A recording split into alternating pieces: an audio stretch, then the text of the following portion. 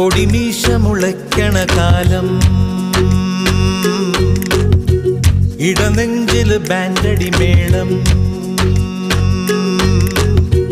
പൊടിമീശ മുളയ്ക്കണ കാലം, ഇടനെഞ്ചില് ബാൻഡടി മേളം. പെരുന്നാളിന് പള്ളിയിലെത്തിയതെന്ത് കൊതിച്ചാണ്.